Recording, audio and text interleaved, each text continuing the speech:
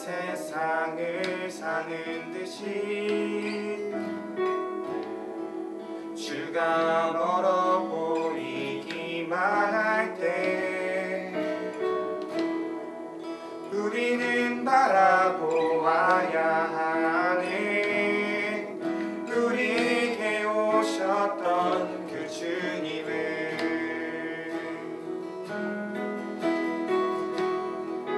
혼자서만 세상을 사는 듯이 주가 멀어 보이기만 할 때 우리는 바라보아야 하네. 우리에게 오셨던 그 주님을 주님이 우리의 아픈 마음을 아시네. 가까이서 우리의 아픔에 공감하시네. 우리 가운데 찾아오셨던 그 주님이 우리의 모든 상황에 공감하시네. 주님이 우리의 아픈 마음을 아시네. 가까이서 우리의 아픔에 공감하시네. 우리 가운데 찾아오셨던 그 주님이 우리의 모든 상황에 공감하시네.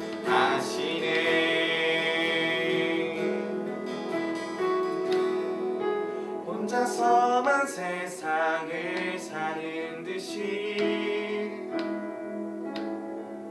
주가 멀어 보이기만 할 때 우리는 바라보아야 하네. 우리에게 오셨던 그 주님을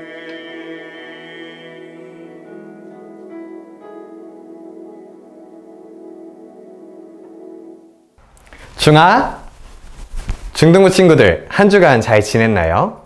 한 주간 어떻게 지냈는지 잘 모르겠어요. 우리가 만나지 못하더라도 각자의 자리에서 우리 함께 최선의 예배를 드렸다고 전도사님은 믿고 있어요. 오늘 드려지는 예배도 이전에 있었던 예배들처럼 그리고 그것보다 더 열심히 최선을 다해서 드리는 예배가 되었으면 좋겠어요. 오늘 전도사님이 준비한 말씀은 언제 어디서나 라는 제목이에요. 본문 말씀은 요한복음 4장 19절에서 26절 말씀이에요. 함께 읽을게요. 여자가 이르되 주여 내가 보니 선지자로소이다. 우리 조상들은 이 산에서 예배하였는데 당신들의 말은 예배할 곳이 예루살렘에 있다 하더이다.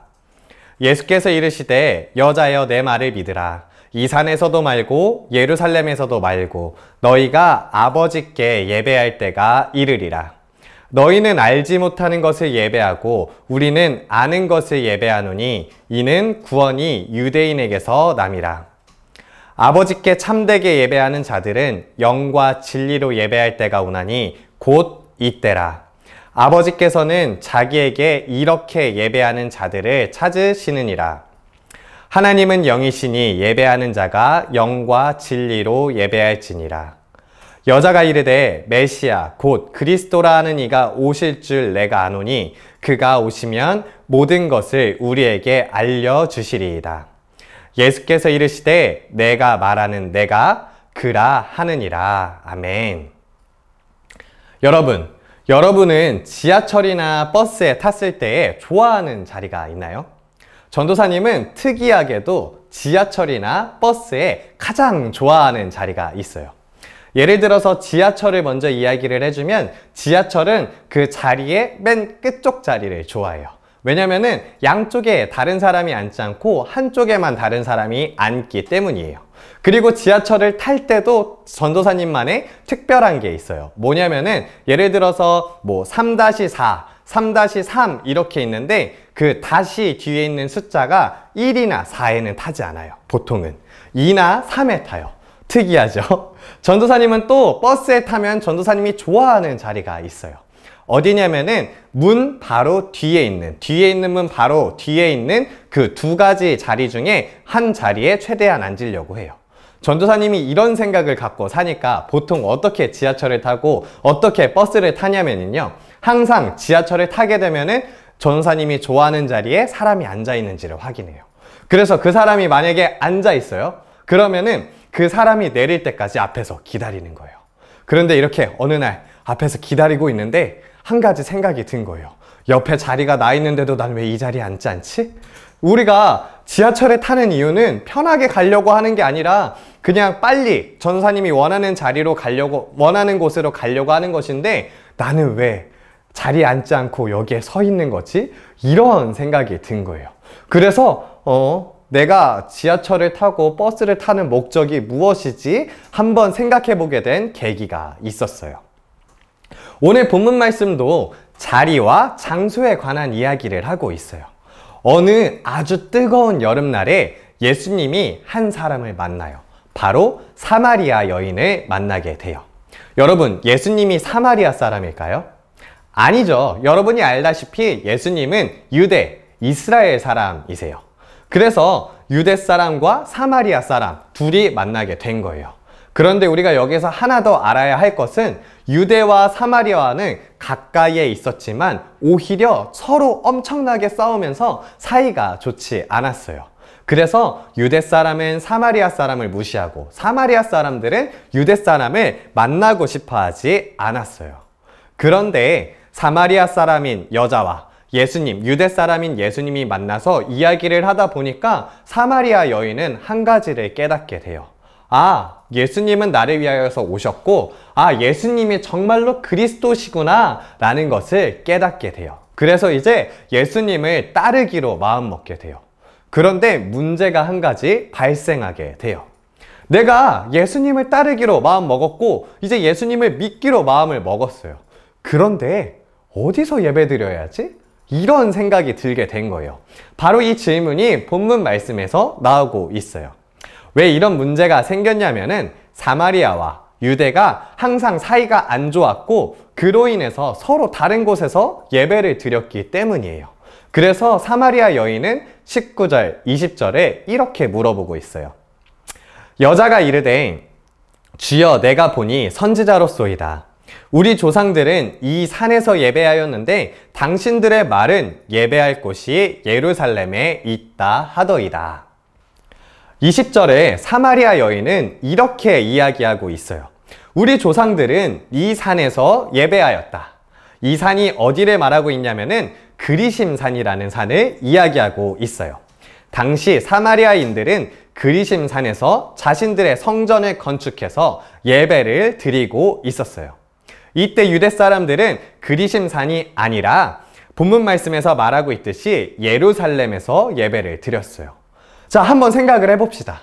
사마리아 사람들 그리고 이스라엘 사람들은 서로 사이가 아주 나빠요. 그런데 서로 다른 장소에서 예배를 드리고 있어요. 그렇다면 이 두 사람들은 어떻게 했을까요? 당연히 사마리아 사람들은 예루살렘에서 예배를 드리는 이스라엘 사람들에게 야, 너네 거기서 예배 드리면 안 돼! 라고 이야기를 하고 반대로 이스라엘 사람들도 사마리아 사람들에게 너네 그리심산에서 예배를 드리면 하나님께서 예배를 받지 않으실 거야. 이렇게 서로를 비방하고 헐뜯었을 것이에요. 그런데 지금 이 두 무리가 싸우는 걸 다시 한번 바라보면은 이 사람들은 자기 장소가 맞다고 우기는 이유가 예배를 드리기 위해서는 아닌 것 같아요.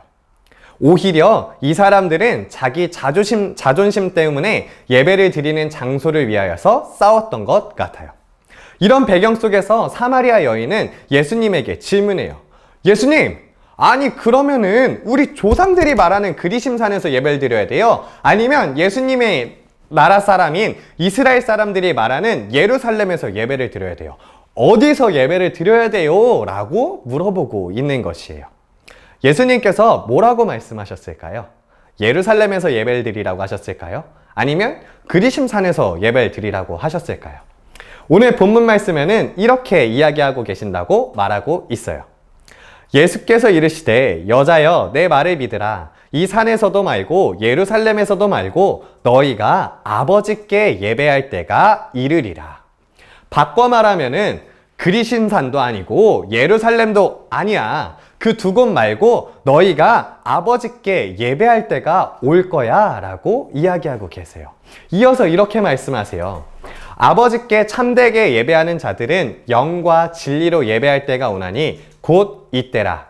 아버지께서는 자기에게 이렇게 예배하는 자들을 찾으시느니라.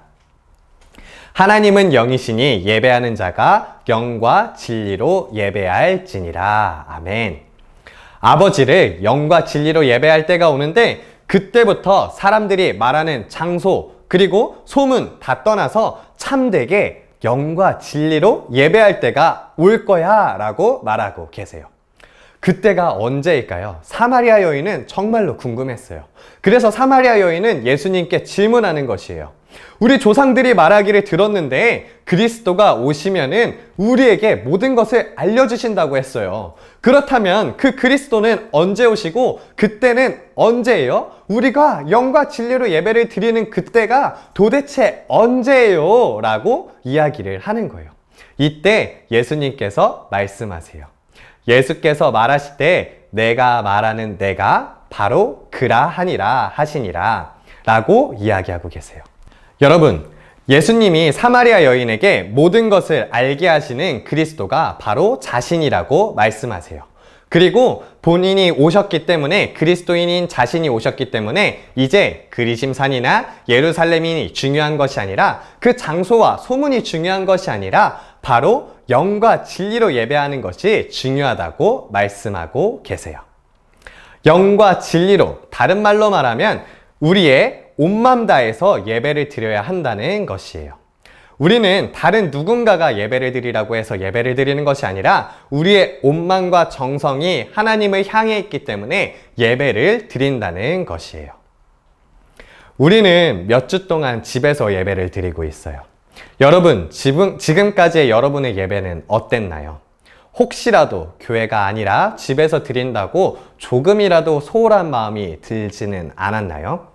우리가 예배를 드릴 때 장소나 사람들에 의해서 흔들리게 되면 안 돼요. 우리가 예배를 드리는 이유는 온전히 하나님을 높여드리기 위함이에요. 그렇기 때문에 우리는 언제 어디서든 영과 진리로 온 맘 다해 예배를 드려야만 해요. 여러분, 우리가 함께 모여서 예배를 드리지 못하지만 각자 처한 자리에서 최선의 예배를 드립시다. 우리의 온 맘과 정성을 다한 예배를 하나님께서 받으실 것입니다. 전도사님이 말씀을 마치면서 기도할게요. 언제 어디서나 우리와 함께 하시는 하나님, 우리가 각자 있는 장소에서 하나님께 예배를 올려드립니다. 그리고 그 장소에서 온 마음을 다해 하나님을 예배합니다. 하나님께서 이 예배를 기뻐 받아주세요. 또한 우리 중등부 친구들이 장소가 어디든지 어느 때든지 하나님을 항상 높이는 온 맘 다해 항상 하나님을 예배하는 중등부 친구들이 되게 하여 주세요. 하나님께서 항상 그들의 예배를 기뻐 받아주시고 그들의 예배 가운데에 함께하여 주세요. 이 모든 말씀 예수님의 이름으로 기도드립니다. 아멘.